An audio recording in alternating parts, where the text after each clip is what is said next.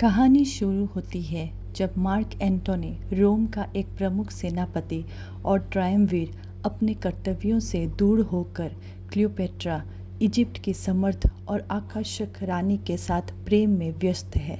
एंटोनी का जीवन अब राजनीति से ज़्यादा भोगों और प्रेम में डूबा हुआ है। रोम में 3 शक्तिशाली लोगों का शासन है: एंटोनी, एक्टोवियस सीजर और लेपिडस। एंटोनी के इजिप्ट में रहने से सीजर नाराज़ है क्योंकि रोम में स्थिति संकट में है। इस दौरान एक और खतरा उठता है: सेक्स्टस पोम्पे, जो कि पोम्पे द ग्रेट का बेटा है और अब सामुद्रिक सेना के बल पर रोम के खिलाफ विद्रोह की योजना बना रहा है।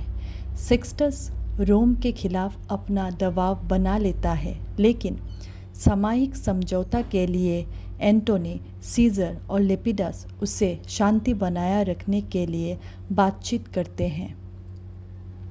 इस राजनीतिक समझौते को मजबूत बनाने के लिए एंटोनी सीजर की बहन ऑक्टेविया से विवाह करता है।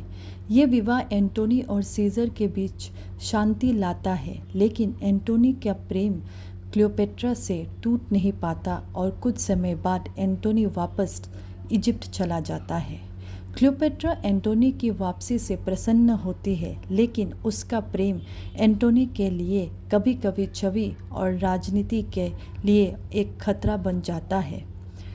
इस दौरान सेक्स्टस पोम्पे और रोम के बीच समझौता टूट जाता है। सीजर और एंटोनी मिलकर उसके खिलाफ युद्ध करते हैं और सेक्स्टस को हरा दिया जाता है। इसके बाद सीजर लेपिडस को भी अपने रास्ते से हटा देता है और खुद रोम का सबसे प्रमुख शक्तिशाली नेता बन जाता है। एनोबर्बस, एंटोनी का वफादार और समझदार सैनिक, क्लियोपेट्रा के प्रति एंटोनी के अंध प्रेम से निराश हो जाता है। एंटोनी की गलतियां और हारों को देखकर वो सीजर के कैंप में चला जाता है, लेकिन गिल्ड के भाव में उसकी मौत हो जाती है। बैटल ऑफ एक्टियम में एंटोनी और क्लियोपेट्रा की सेना सीजर से हार जाती है, जिसमें क्लियोपेट्रा भाग जाती है और एंटोनी उसके पीछे चला जाता है। एंटोनी की हार और बदनाम होती छवि उसके पतन का प्रारंभ होती है। एंटोनी के लॉयल सैनिक स्केरस जैसे लोग भी उसके फैसलों से दुखी होते हैं। थिडियस, सीजर का दूत, क्लियोपेट्रा से समझौता करने आता है, जिसे एंटोनी पकड़कर अपमानित करता है। एंटोनी का गुस्सा, क्लियोपेट्रा के प्रति शंका और सीजर से हार उसके जीवन में अंधकार ले आते हैं।